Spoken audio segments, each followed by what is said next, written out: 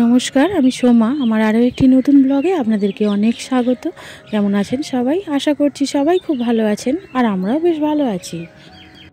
আজকে শনিবার আর এখন বাজে সকাল 7টা। তো এখন থেকেই আপনাদেরকে সাথে নিয়ে আমি আমার ব্লগটা শুরু করছি। এখন তো কদিন ধরে বাপের বাড়িতেই আছি, আর বোনেরাও আছে। তো তাদের সাথে এই যে সকালবেলা ঘুম থেকে উঠে কথা বলা, গল্প। এখন তো কাজকর্মর কোনো বালাই নেই। কটা দিন বেশ খুব সুন্দরভাবেই কেটে যাচ্ছে, আর খুব ভালোই লাগছে। কেননা কিছু তো কাজ করতে হচ্ছে না, শুধু ওই যে বসে বসে গল্প আর টাইমে টাইমে খাওয়া, সব কিছু মিলিয়ে খুব ভালোই লাগছে দিনগুলো। আর আমার ছোটো বোন তো কাল রাত্রিরে এসেইছে, তো আপনারা আমরা আগের দিনের ভিডিওটা দেখলে অবশ্যই বুঝতে পারবেন। তো আজকে এই যে সকাল থেকে 3 বোন মিলেই আবার একসাথে, খুবই তো আরও মজাই হচ্ছে। সকাল থেকে ওই যে বললাম গল্প আর শেষ হয় না, সকাল থেকে উঠেই গল্প শুরু হয়েছে। আর কাল রাত্রিরেও আমরা অনেক রাত পর্যন্ত জেগেছিলাম, অনেক গল্প করেছি। রাত্রির 1টা 1:30 বেজে গেছিলো শুতে শুতে। আমরা বোনেরা খুব কম সময়তেই এইভাবে একসাথে হয়েছি। তো এবারে বেশ একসাথে হয়ে ভালোও লাগছে। আসলে ওদের হাতেও সময় থাকে না, আর আমিও সেইভাবে আসতে পারি না, তাই একসাথে এইভাবে কোনো দিনই থাকা হয়নি। তো এই প্রথমবারই এইভাবে আমরা বোনেরা একসাথে বেশ কটা দিন ধরেই কাটাচ্ছি। আর এই তো এই মুহূর্তে সংসারের সব কাজও হয়ে গেছে, মা আর ভাইয়ের বউ মিলে করেও ফেলেছে। আর তারপরেই তো আমি স্নান করে এসে সবার জন্য একটু চা বানালাম। আর এই যে সব বোনেরা মিলেই খেতে বসলাম। এখানে আমার ভাইও রয়েছে, তো সবাই মিলেই একসাথে এবার চা খাওয়া হবে আমাদের। আমার ব্লগে নিশ্চয়ই আপনারা জেনে গেছেন যে আমি তো চা খাই না। আমি বারবারই বলি যে আমি চা খাই না সেইভাবে। তবে এই যে এইখানে এদের পাল্লায় পড়ে সকালবেলা একটু করে চা খাওয়া হচ্ছে। আমার ব্লগগুলোতে হয়তো বাইরের আওয়াজ একটু আসলেও আসতে পারে, কারণ আমি তো বাপের বাড়িতেই আছি, আর এখান থেকেই ভিডিওতে ভয়েস দিচ্ছি। আর সেইভাবে রাত্রেবেলা দেওয়া হয় না, সবাই তো থাকে। আর সকালবেলায় ভয়েসটা দিতে হয় ছাদে এসে, আর তাই ছাদ থেকে ভয়েস দিতে গেলে বাইরের এই পাখির আওয়াজগুলো একটু এসে যাচ্ছে। তো আশা করছি আপনারা নিশ্চয়ই আমার অসুবিধাটা বুঝবেন। চা খেয়ে একটুখানি পরেই আবার ভাই বেরোবে বলে টিফিনটা বানিয়ে ফেললাম। তো কালকে রাত্রিরে তো বিরিয়ানি খাওয়া হয়েছিল, রাত্রিরে ভাতও হয়েছিল। তো ভাতটা সেইভাবে খাওয়া হয়নি, কারণ ওই বিরিয়ানি ভাই এনেছিল বলে। তো ভাতটা রয়ে গেছিলো, আর সকালবেলায় যে আলু ভাজা একটু ডিমের অমলেট করেই আর সকালবেলায় ভাতই সবাই মিলে আমরা খেলাম।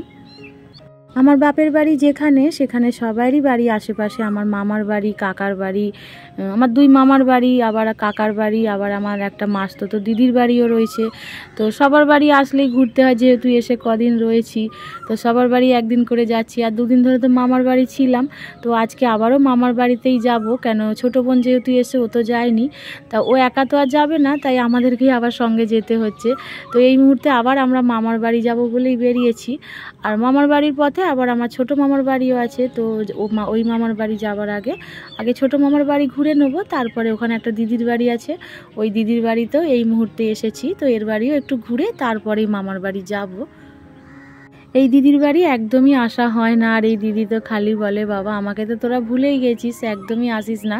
আর তাই জন্য আজকে 3 বোনে যেহেতু বেরিয়েছি, তো এসে এই দিদির বাড়িতেই একটু বসে বেশ গল্প হচ্ছিল। দিদি আবার আইসক্রিম খাওয়ালো।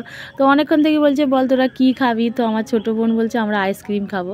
তো আইসক্রিমই এনে আর আমরা এখন বোন বোন মিলে ওই আইসক্রিম নিয়েই টানাটানি হচ্ছিল। মানে আমার আইসক্রিমটা একটু আলাদা হয়ে গেছে, আর ওদেরটাও আলাদা হয়ে গেছে। ওই নিয়ে একটু হচ্ছিল যে আমি এটা খাবো না, তুই এটা খাই। আমরা এই মুহূর্তে এখন 4 বোন মিলেই গল্প করছিলাম। তো ওই বোনের বাড়ি কিছুক্ষণ কাটিয়ে তারপরে আমরা চলে এসেছিলাম মামার বাড়ি। তো মামার বাড়িতে আবার দুপুরের খাওয়াটাও সেরেছি, আর সেরে তারপরে আমরা সব একটু রেস্ট নিচ্ছিলাম। আর এই মুহূর্তে এখন বিকালের সময়। মামি সব কী সব জিনিস পেয়েছে পুজোতে, সব আমাদের দেখাচ্ছিল। আর কিছু ফলও কেটে দিয়েছিল বোনেদের, যে খায় একটু ফল বসে বসে। তো সেই ফলই খাচ্ছিলাম, আর এই জিনিসপত্র দেখাচ্ছিল, আর এইসবই বসে বসে আমরা দেখছিলাম। তো একটু পরেই আবার আমরা বাপের বাড়ি চলে যাব, মানে আমার বাপের বাড়ি। আজ আমরা 3 বোন মিলে সবার বাড়ি ঘুরে ঘুরে সারাটা দিন কেটে গেছে।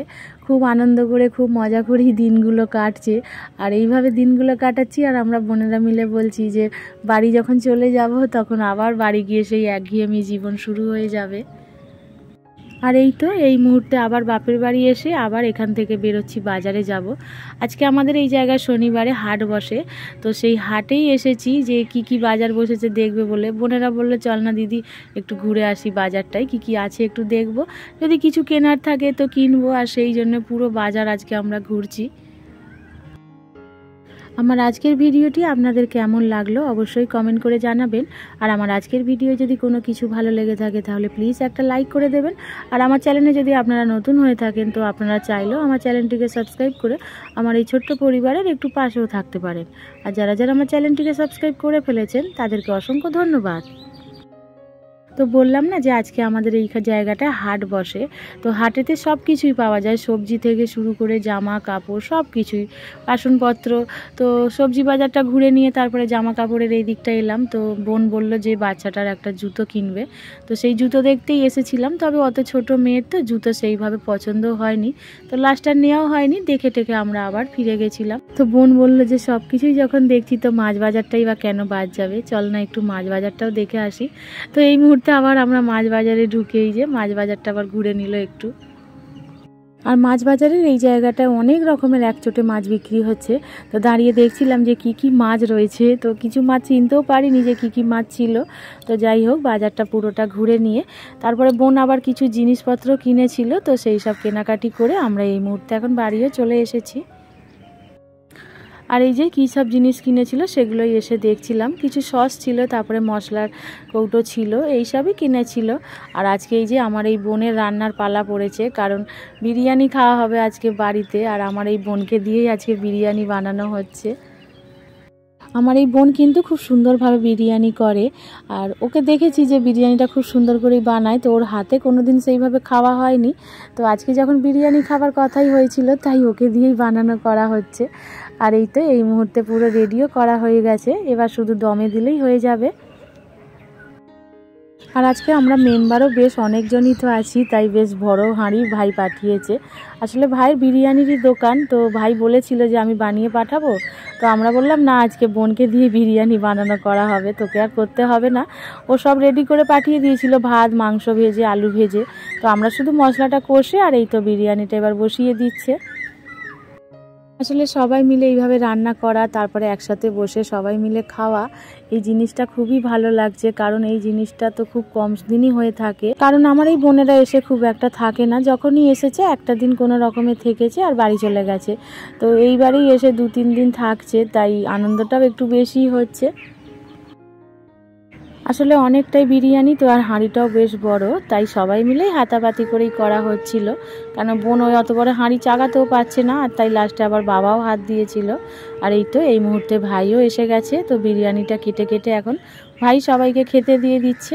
তো প্রথমে বাচ্চাগুলোকেই খেতে দিয়েছিল, আর তারপরে আমরাও সবাই মিলে একসাথেই খেতে বসেছিলাম। আজকে আবার আমার বড় এসেছে, তো কদিন ধরে আমার বর আসেনি কাজের জন্য। তো আজকে তো শনিবার, তার কালকে তো যেহেতু ছুটি আছে, তো কালকে আবার আমার দিদির বাড়ি যাওয়ার কথা আছে সকাল থেকেই, আর তাই জন্যই ওকে ডেকে নিয়েছিলাম। আর তারপরে আমরা সবাই একসাথে খাওয়া দাওয়াটাও সেরে নিয়েছিলাম। তাহলে চলুন, আজ ভিডিওটাও আমার এই পর্যন্তই। আজ ভিডিওটাও আমি এখানে শেষ করে আর আপনাদের থেকেও বিদায় চেয়ে নিচ্ছি। আবারও দেখা হবে নতুন ব্লগে। সবাই খুব ভালো থাকবেন।